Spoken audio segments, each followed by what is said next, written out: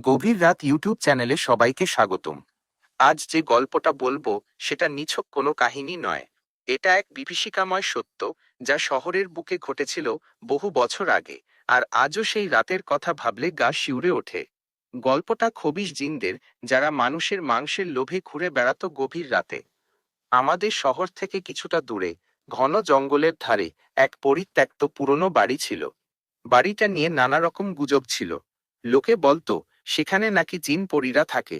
কেউ সাহস করতো না দিনের বেলায়ও সেদিকে যেতে, আর রাতের বেলায় তো প্রশ্নই ওঠে না। কিন্তু শহরের কিছু তরুণ, যারা নিজেদের খুব সাহসী মনে করত, তারা একদিন ঠিক করলো সেই বাড়িতে গিয়ে রাত কাটাবে। তাদের মধ্যে একজন ছিল রাহাত, আমার ছোটবেলার বন্ধু। সেদিন ছিল অমাবস্যার রাত। আকাশে চাঁদ ছিল না, তারাদের আলো ঢাকা পড়েছিল মেঘের আড়ালে। রাহাত আর তার তিন বন্ধু, ফরহাদ, সজল আর নিহাল, টর্চ আর কিছু শুকনো খাবার নিয়ে রওনা দিল সেই পরিত্যক্ত বাড়ির দিকে। বাড়ির ভেতরে ঢোকার পর থেকেই তারা একটা অস্বস্তি অনুভব করছিল। ঘরের কোণে অদ্ভুত ছায়া নড়াচড়া করছিল, আর কানে আসছিল ফিসফিসানির মতো শব্দ। তারা সাহসী হওয়ার ভান করে হাসি ঠাট্টা করছিল, কিন্তু প্রত্যেকের চোখেই ছিল ভয়ের ছাপ। রাত যখন আরো গভীর হলো, হঠাৎ একটা বিকট শব্দে সবাই চমকে উঠল। বাড়ির নিচতলা থেকে একটা জান্তব গর্জন ভেসে আসছিল।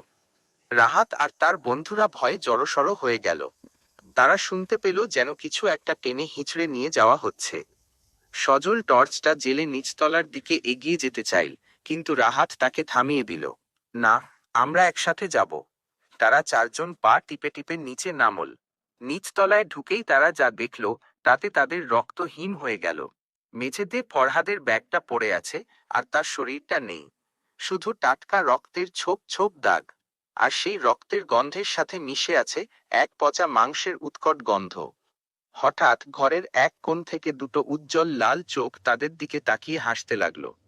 সেই হাসি কোনো মানুষের হাসি ছিল না, ছিল এক অশরীরী, খবিশ জিনের হাসি। জিনের শরীরটা ছিল লম্বাটে, শুকিয়ে যাওয়া চামড়া আর তীক্ষ্ণ নখ।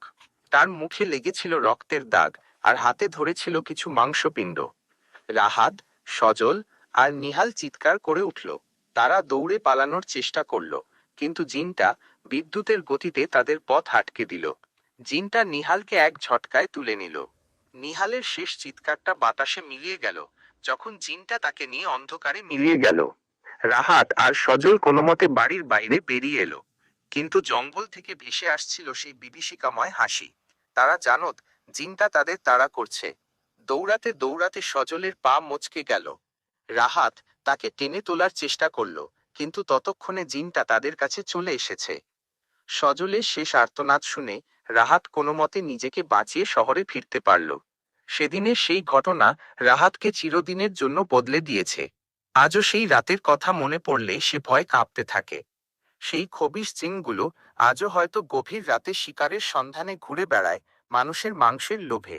তাই সাবধান। যখন গভীর রাতে একা থাকেন, তখন প্রতিটি শব্দে কান পাতুন। কে জানে, হয়তো কোনো খবিশ জিন আপনার পাশেই আছে, অপেক্ষা করছে তার শিকারের জন্য। শুভরাত্রি এবং নিরাপদে থাকুন।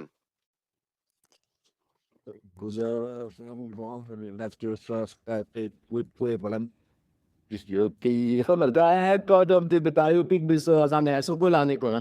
Thế thì là cái cái thì cái